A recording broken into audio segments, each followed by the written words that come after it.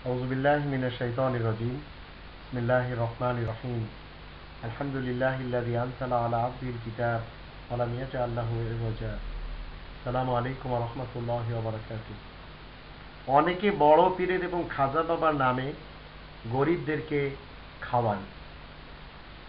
কেউ বলে যে খাজা বাবার নামে ভোজন দেওয়া হচ্ছে, কেউ বলে বড় পীরের নামে এখানে গণখিচুড়ি পাকানো হচ্ছে।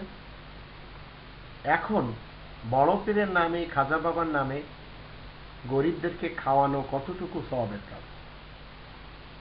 কোরআনে 2 নম্বর সূরা আল বাকারার 173 নম্বর আয়াত, এখানে আল্লাহ বলেন, ইন্নামা হাররামা আলাইকুমুল মাইতাতা ওয়াদ দামা ওয়া লাহমাল খিনজির ওয়া মা উহিল্লা বিহি লিগায়রিল্লাহ ফামান ইসতারা গায়রা বাগিন ওয়ালা আদিন ফালা ইসমা আলাইহি ইন্নাল্লাহা গফুরুর রহিম।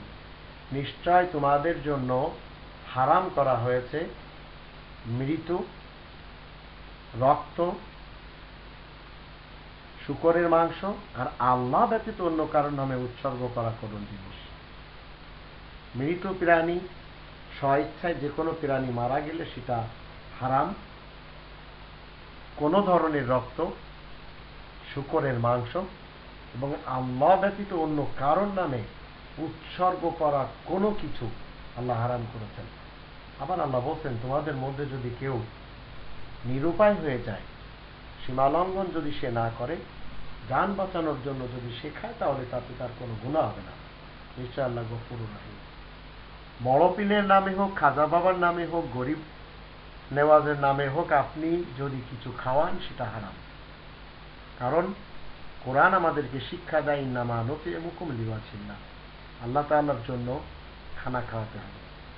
আল্লাহ তাআলার জন্য, আল্লাহ তাআলার প্রেমে, ওয়াতাল মাল আলা হুব্বিহি, আল্লাহ তাআলার প্রেমে মাল দিতে হবে, লিল্লাহ দিতে হবে। কিন্তু আপনি যদি কোনো মানুষের নামে, মৃত্যু কোনো ব্যক্তির নামে দেন, সেটা হারাম হবে।